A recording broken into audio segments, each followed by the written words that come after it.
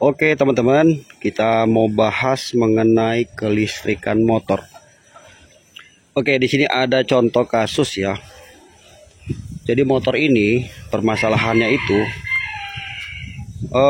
sebentar-sebentar, ini menurut keterangan pemiliknya ya. Sebentar-sebentar harus ganti sekring melulu ya.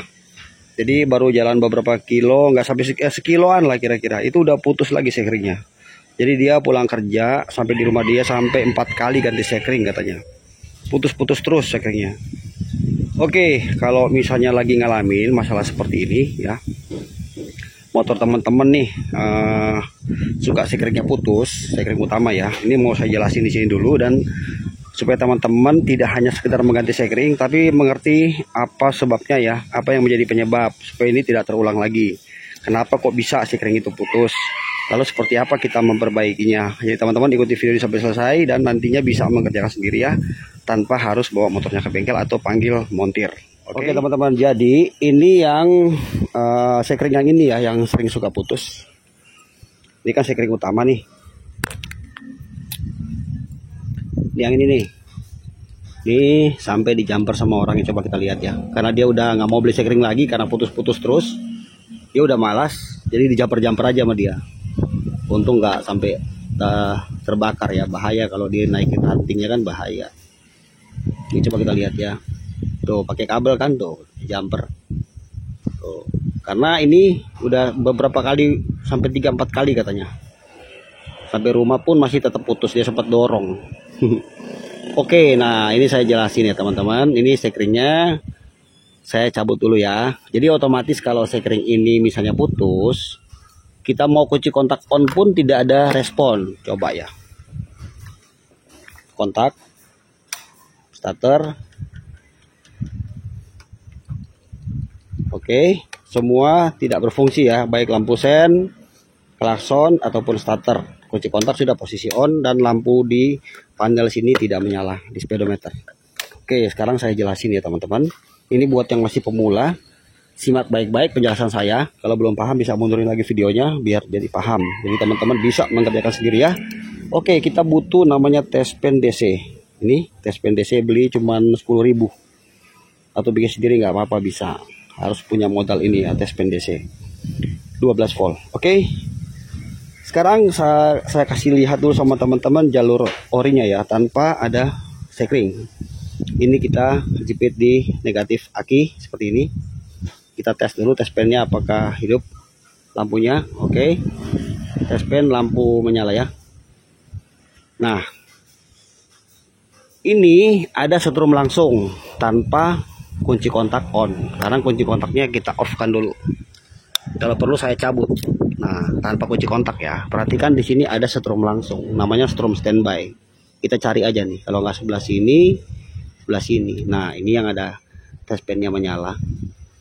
Ini sebelah sini harus nunggu sekring dulu. Oke, ketika sekring ini terpasang seperti ini,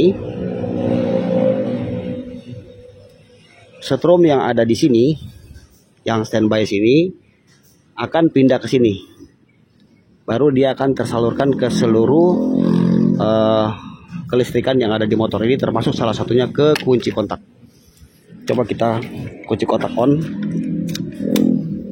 Coba kita klakson. Udah bisa karena sekringnya udah nyambung. Kita starter. Udah bisa.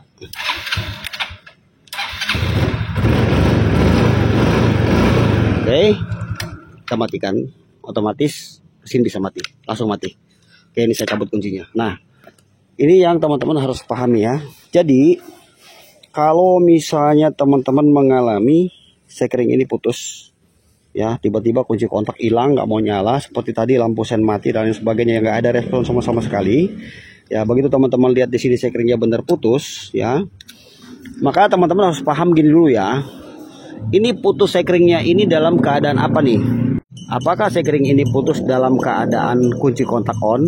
Jadi saat kunci kontak on langsung putus. Contoh ya, pas kita kontak ini langsung sekring itu putus. Atau dia putus tanpa ada kunci kontak. Karena ini beda ya. Nanti bedanya gimana saya akan jelaskan.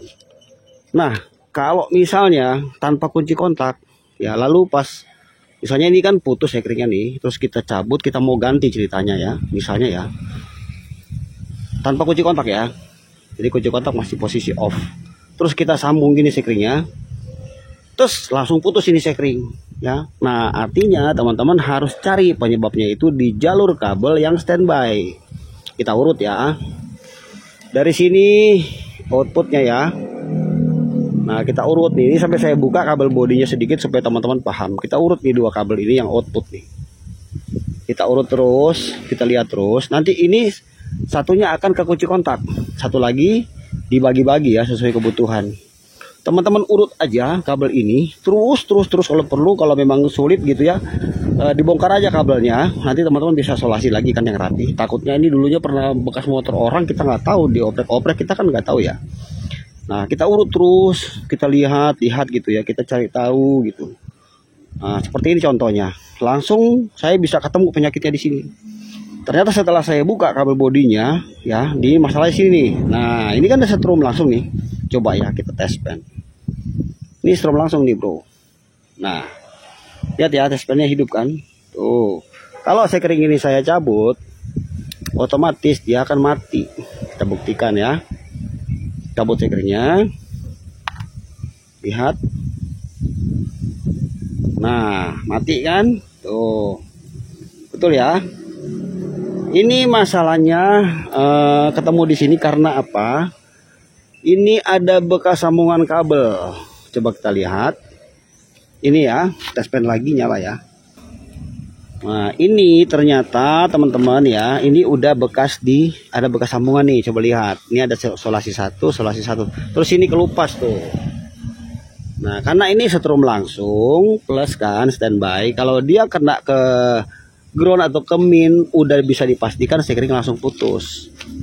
Udah bisa dipastikan karena ini kan tadi dibuntal-buntal di sini, di dalam sini ya. Ini dia nempel di min nih, karena ini terbuka nih kalau dia lihat nih. Nih, kalau begini otomatis sekringnya akan putus dan ini penyebabnya.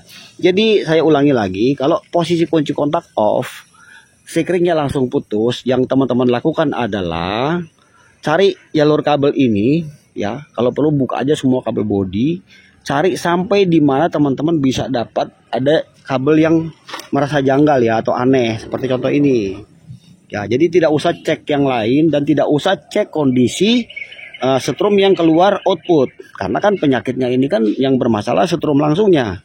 Beda lagi kalau misalnya begitu dikontak ini sekringnya langsung putus. Nah berarti teman-teman harus cari permasalahannya itu adalah di jalur yang menuju dari kunci kontak. Sekarang coba saya contohkan ya. Ini kita matikan dulu, off-kan dulu. Ini kan ada kabel kunci kontak nih, dua di sini. Nah ini salah satunya ada setrum langsung. Coba kita lihat ya. Ini saya cabut dulu satu. Kita lihat, ini setrum langsung yang dari situ juga sekringnya sama. Nih ya. Betul ya. Nah kalau kalau pas kunci kontak on langsung sekringnya putus, yang teman-teman harus cari kerusakan atau permasalahannya adalah di jalur yang satunya ini. Nih ini kunci kontak on. Coba ya, ini saya pasang dulu. Kalau kunci kontak off, ini belum ada strum kan.